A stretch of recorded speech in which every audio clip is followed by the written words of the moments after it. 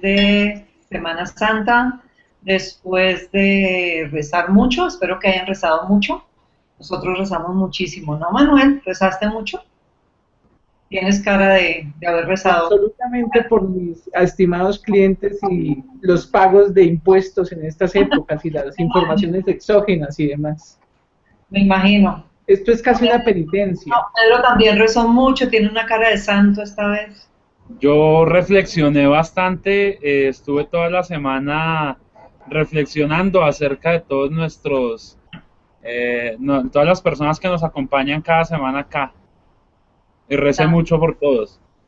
bueno, todos sabemos que eso es mentira, que ninguno de nosotros rezó, que todos definitivamente son ateos. No, mentiras, hay unos que no. Pero lo que sí es verdad es que es muy bueno, muy placentero volver a estar con ustedes esta semana.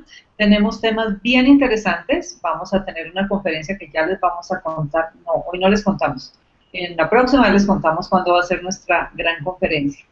Hoy vamos a tratar temas que nos atañen, como siempre, a la empresa. En la parte de marketing, voy a empezar por marketing con nosotros. Vamos a ver 7 pasos para hacer propuestas vendedoras, perdón, me enredé. 7 pasos para hacer propuestas vendedoras.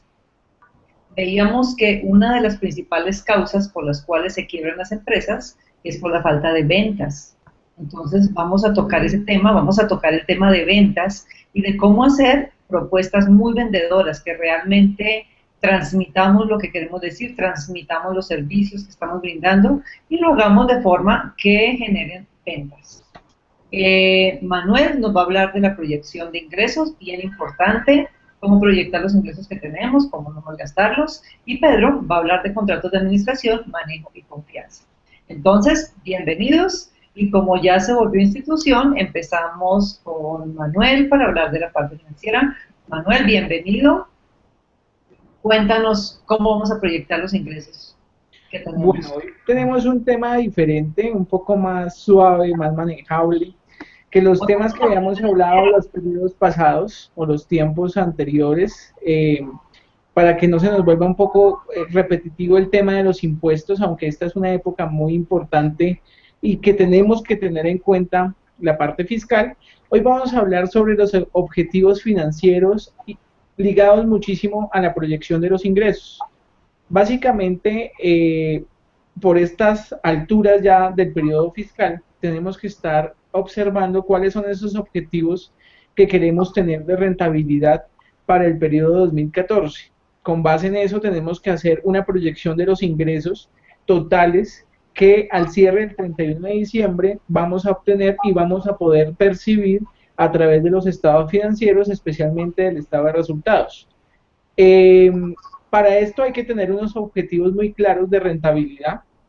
Hay que tener en cuenta que no muchas veces cuando se venden productos o servicios, al finalizar vamos a tener un margen de utilidad apropiado o el que estábamos esperando.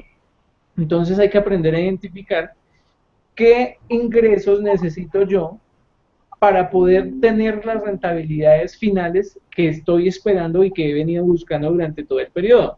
No es lo mismo vender 1.000 millones de pesos y finalmente después del proceso de depuración de gasto y costo obtener 100.000 pesos. Esto es algo que es muy común y que muchas veces esos objetivos de ventas o esos objetivos de rentabilidades no están apuntando correctamente al valor que voy a tener al final de depurar gastos y costos. Esto es algo que tenemos que tener en cuenta muy a menudo para poder fijar los objetivos de rentabilidad de una manera apropiada.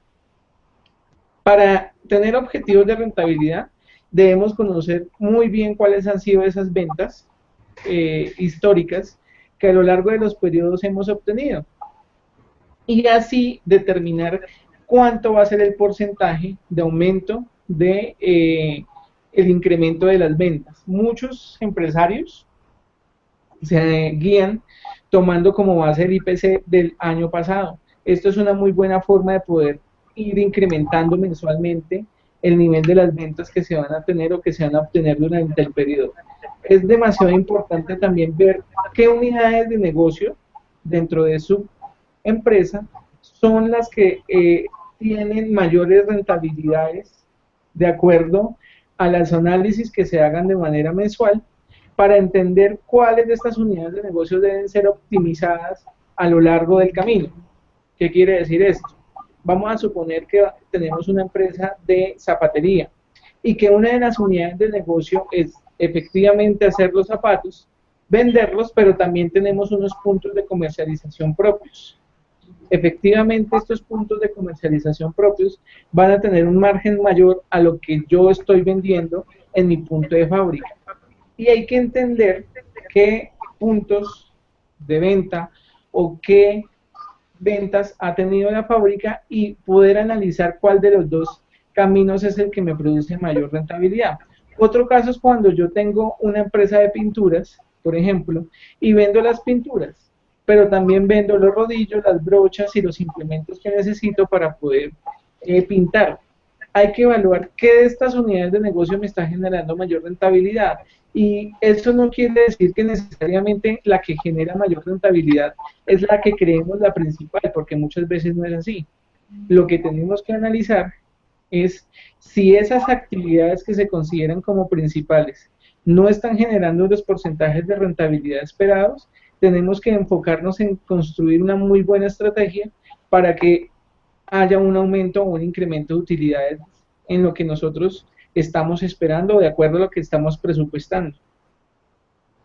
Adicionalmente, tenemos que entender que comunidades de negocio se deben analizar a nivel individual. No podemos mezclar o analizar unidades de negocio porque no vamos a comprender de una manera efectiva si son rentables o no en su individualidad. Quiere decir que, por ejemplo, gastos de personal o gastos fijos se deben clasificar en la contabilidad de manera independiente con el fin de poderlas analizar de manera independiente. Muchas veces los empresarios piden o exigen estados financieros globales cuando también se pueden sacar estados financieros individuales donde se analizan como si fueran una empresa única o una empresa totalmente independiente. Y de esta manera se puede hacer de una manera mucho más sencilla un análisis de rentabilidad y sobre todo poner unos objetivos visibles y palpables, algo que tiene mucho que ver con lo que hemos hablado con Dora durante estos programas.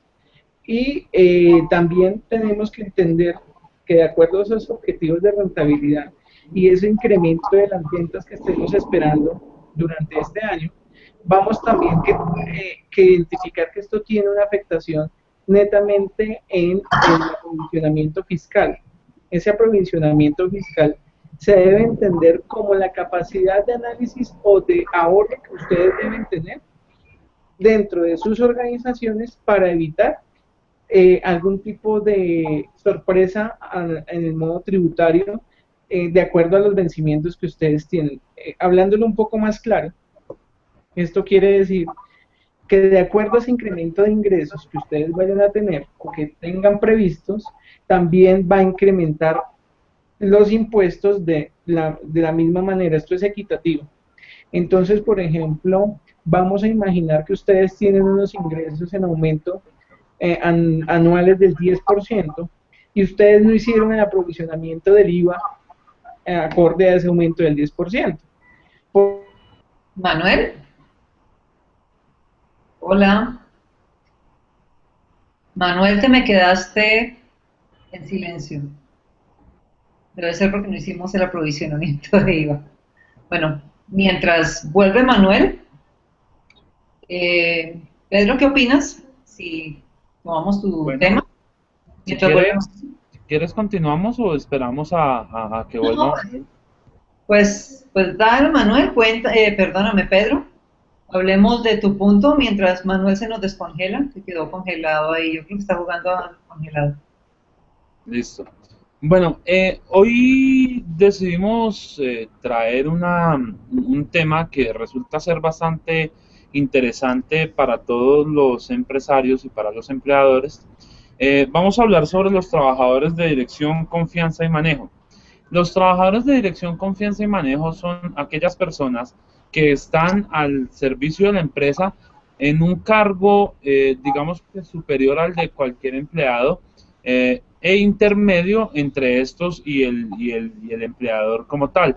Digamos que en una organización empresarial estaríamos hablando de que los operarios de una planta son, digamos que la base, el trabajador de dirección, manejo, confianza en este caso, sería el director de producción o el jefe o de planta, y pues este sería el intermedio entre ellos y entre el gerente. Veo que Manuel ha vuelto. Manuel, ¿estás ahí? Sí, acaban de llegarme un mensaje que se perdió la mitad de la conferencia. Dale, si quieres termina tu punto y ya en un segundo yo sigo para que no dejemos lo tuyo cortado. ¿Te parece?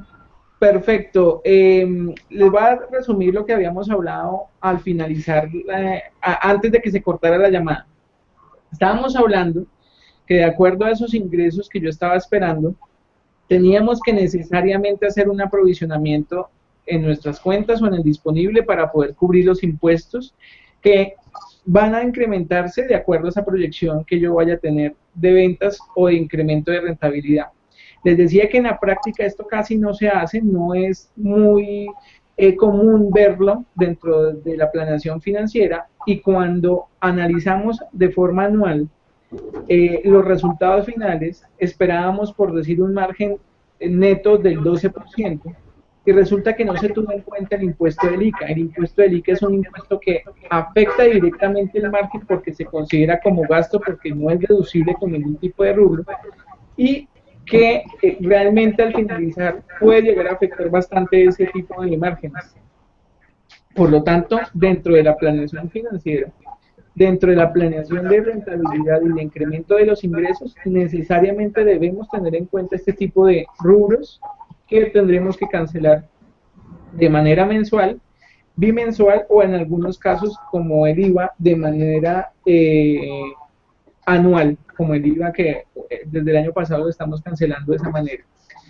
Entonces, hay que entender que esa planeación de ingresos que ustedes están desarrollando o que están en el proceso de desarrollo o que ya vienen trabajando, tienen mucha influencia en la parte fiscal, y que necesita como toda una observación y un análisis que permita todo el tiempo estar verificando qué tanto impacto está teniendo dentro de nuestros resultados la carga fiscal, y adicionalmente observar qué unidades de negocio necesitan un acompañamiento mucho más especializado para poderlas optimizar.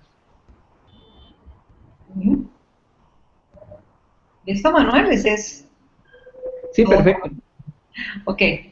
Pedro, entonces, por favor, continuemos con tu tema.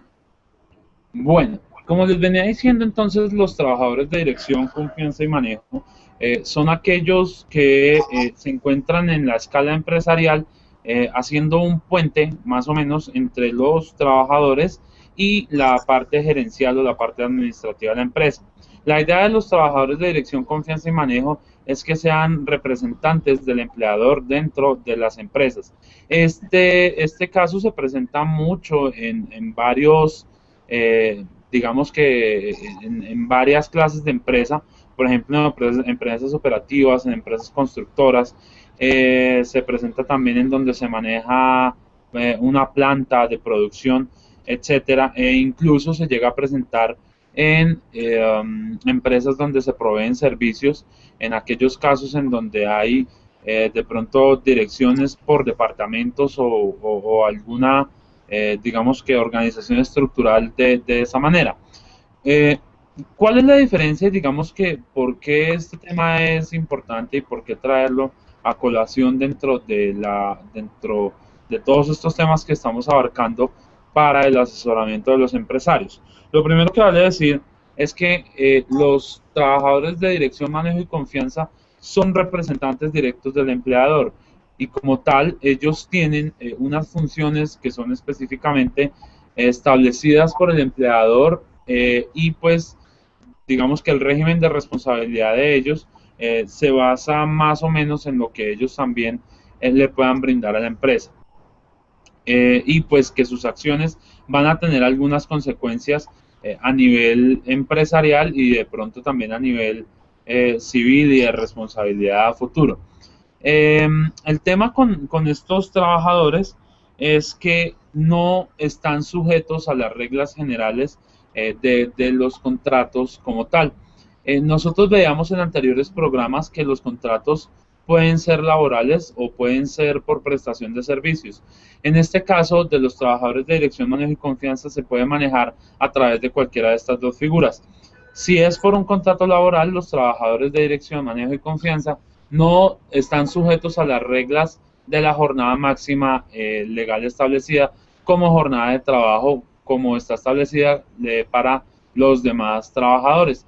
La idea de que no tenga un horario, o digamos que no tenga que cumplir con ciertas pautas de horario, se da porque su labor y su función principal no está dada en producir algo para la empresa, sino en hacer que se produzca ese algo para la empresa. Como tal, entonces, esta clasificación de trabajadores está excluida del pago de horas extras y recargos nocturnos, y también tienen una regulación especial para el tema de compensaciones por el tema de acumulación de trabajo, de reemplazos, de vacaciones, interrupción incluso de las vacaciones. A ellos sí se les puede interrumpir las vacaciones dependiendo de digamos que dependiendo de la función específica que está cumpliendo al servicio de una empresa. Sin embargo, pues digamos que la remuneración de este tipo de personas pues dista mucho de los operarios normales, y pues eso hace que digamos que entre una y otra cosa se compense mucho, porque si bien se va a hacer un cálculo sobre las horas extras que trabajan, ellos sí tienen derecho a un reconocimiento diferenciado del resto de los operarios de la planta. Hay que tener en cuenta que este tipo de trabajadores no puede pertenecer, pueden pertenecer también a sindicatos y hacer parte dentro de las convenciones colectivas y dentro de aquellas, digamos que, regulaciones que se den a través del laudo arbitral en las empresas. Lo importante es sobre el tema de la responsabilidad. Los trabajadores de dirección y confianza son representantes directos del empleador, por lo tanto sus decisiones son vinculantes en un ámbito de responsabilidad tanto laboral como civil. Es decir, que si una decisión se toma equivocadamente por alguno de este tipo de trabajadores, el empleador deberá responder solidariamente, porque así digamos que por las características de la labor que presenta y las características de la labor que ellos ejercen, pues sí tienen cierto grado de responsabilidad frente a terceros y frente a los mismos operarios. El tipo de contrato, como les venía diciendo, también puede ser por prestación de servicios. En prestación de servicios lo vemos muy a menudo, digamos que en el sector de la construcción, cuando se contratan residentes o titulares de obra o maestros de obra. Ellos son quienes son responsables de hacer que se produzca determinado, digamos que determinada obra o determinada construcción, y ellos tienen un régimen diferente al de los obreros que trabajan en las construcciones. Es por esto que se dice que el trabajador de dirección y confianza puede ser contratado, y en la mayoría de los casos sucede así, por contrato de prestación de servicios, dado que sus funciones al servicio de la empresa no son tanto de producir un servicio, sino de guardar la estricta relación entre los operarios y la gerencia, y a veces, muchas veces, de supervisar esas labores que ellos ejercen. Por lo tanto, señores empresarios, les invito a que profundicen sobre esta figura. Si ustedes tienen trabajadores que cumplan con estos requisitos, digamos que sean un intermediario entre ustedes y los operarios de las plantas, y tengan en cuenta que el tipo de contratación es diferente al de cualquier operario o trabajador de su compañía, y pues que los beneficios laborales, así como digamos que el protagonismo que va a tener esta clase de trabajadores al interior de su empresa, les va a facilitar a ustedes muchísimo más el trabajo, y de pronto ustedes van a poder delegar cierta parte del trabajo de supervisión en este tipo de colaboradores. Entonces los invito a que, si tienen sus preguntas, nos las envíen, y si quieren profundizar sobre este tema, pues lo podemos hacer. También sobre este tema yo creo que vamos a tener un capitulito muy pequeño, especial dentro de nuestra conferencia, que les haremos saber la semana entrante de qué se va a tratar y en dónde la vamos a hacer. Bueno, muchas gracias, Pedrito. De mi parte, a toda nuestra audiencia le pido disculpas, debo salir ya de la transmisión.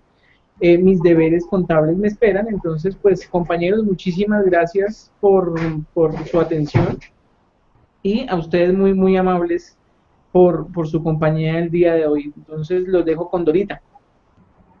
Vale, Manuel, que te vaya muy bien.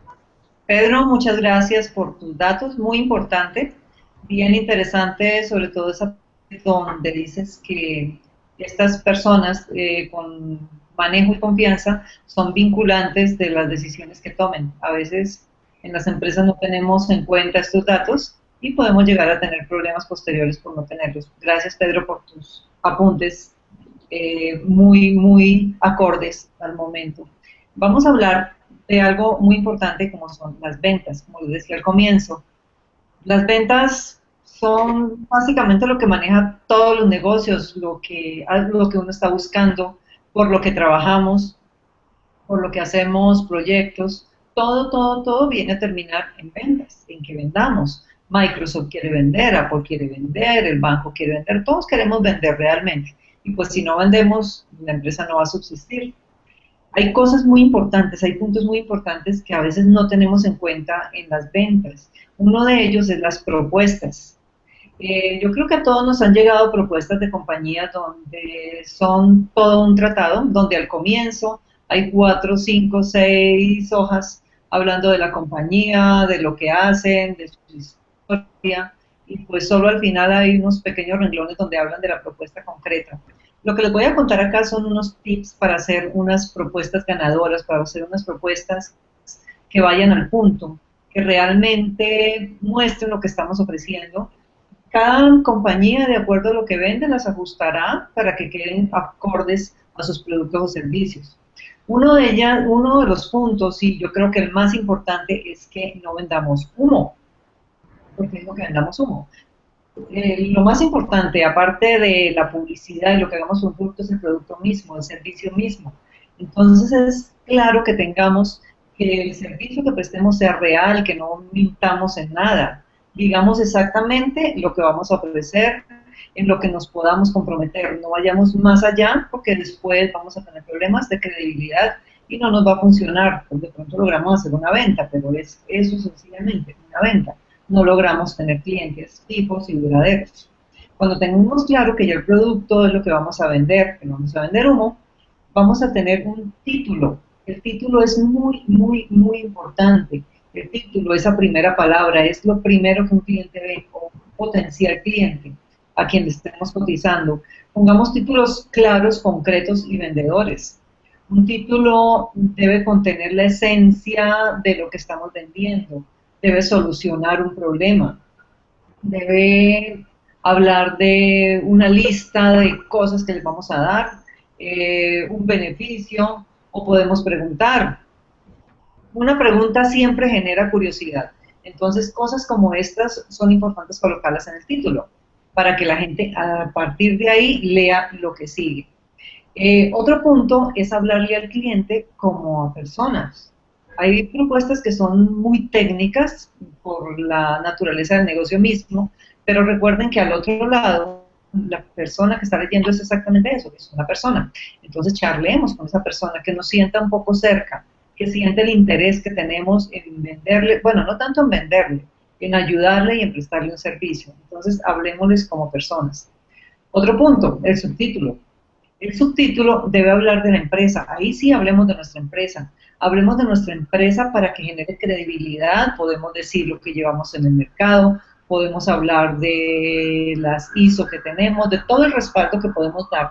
Importante decir todo esto no tan extenso, no con 4 hojas. Algo concreto, pero que la gente tenga la suficiente claridad de qué somos y qué hacemos. Después de eso, coloquemos una lista de los beneficios. Muy, muy, muy importante la lista de los beneficios de nuestra propuesta, de lo que le vamos a vender. Ahí es donde vamos a tocar la parte sensorial del cliente. Cuando vemos beneficios, cuando nosotros como clientes, cuando estamos al otro lado, estamos leyendo esos beneficios, estamos sintiendo que están solucionando nuestra necesidad. Entonces, hagamos mucho énfasis en la parte de los beneficios. Y en esa parte, destaquemos el beneficio principal de nuestra compañía. Siempre debemos tener una característica diferenciativa, algo que nos haga diferentes a la competencia, algo que nos haga volver a nosotros y que no se vayan los clientes con los demás, que no se vayan por precio, que no se vayan por nada más, porque nosotros somos especiales y únicos en algo. Eso tenemos que buscarlo y en nuestra lista de beneficios debe ser algo en un muy primer plano. Después de eso tenemos la presentación del producto. La presentación del producto o servicio, que pues ya es donde estamos adornando, donde estamos diciendo exactamente qué es lo que estamos vendiendo, con características lo más claro posible. Recuerden que normalmente no es la única cotización que tendrá un posible cliente. Si piden cotización a nosotros, seguramente van a pedir a otros. Entonces seamos muy, muy claros en lo que estamos vendiendo. Y por último, es el llamado a la acción. No dejemos las propuestas tan abiertas. Cada vez que un cliente está en uno de estos puntos que les hablé, puede inmediatamente tomar el teléfono, llamar y hacer un pedido. O puede escribir y decir, vengan a visítenme que estoy interesada en su producto. Siempre, siempre tengamos llamado a la acción. Y en el llamado a la acción, coloquemos todos los ítems necesarios para que el cliente tenga claro cómo comprarnos. Por ejemplo, cuánto cuesta, forma de pago, garantías, cómo lo vamos a entregar, en cuánto tiempo lo vamos a entregar, que todo quede absolutamente claro, que la propuesta sea un dechado de respuestas a las posibles preguntas del cliente. Eso, en resumen, es lo que les quería contar acerca de las propuestas, cómo debemos presentarlas. Para cerrar, hay un llamado de nuestro amigo Kiyosaki que dice que el éxito de ser rico es saber vender. Entonces, pues, espero que les haya servido. Vamos a seguir hablando del tema porque, como les comentaba al principio, estudios han mostrado que la principal causa de la quiebra de las empresas es por falta de ventas. Vamos a hablar mucho de este tema, de cómo tener ventas exitosas, de cómo hacer crecer nuestros clientes de una forma exitosa y sin tener tanta inversión. Eso es algo bien importante que vamos a hablar en los próximos capítulos. Manuel se nos fue, entonces, Pedrito, regálanos tu mail, si tienes algún dato de cierre, una invitación, un bono, no sé, todo lo que tengas. Claro que sí, tenemos la promoción del mes. Uy, ¿cuál? Para que una asesoría lleve 3. No, bueno, para las personas que deseen consultar alguno de los temas que hemos visto o que hemos charlado aquí en todos nuestros programas, los invitamos a que nos escriban al correo contacto@quirogaabogados.co para cualquier pregunta. También pueden dejarnos sus preguntas, aquí en el chat. Nosotros, pues, si tenemos oportunidad dentro del programa, las vamos a ir contestando. Nada, pues una feliz semana de Pascua para todos y esperamos que les haya sido muy útil y de mucho servicio para ustedes la información que hoy les dimos. Pedro, muchísimas gracias. Nuestro correo es gerencia@nacerpublicidad.org. Gracias por estar con nosotros, fue un placer nuevamente acompañarlos, estar con ustedes, compartir algunas cosas, algunos puntos, compartir conocimiento. No es que sepamos más, sino que estamos muy metidos en esto de las empresas, en rescate empresarial, en lo que decía Manuel algún día, en rescatar las buenas formas de hacer comercio. Un abrazo, nos vemos la próxima semana con más temas de interés para nuestra área comercial y de negocios. Chao. Chao.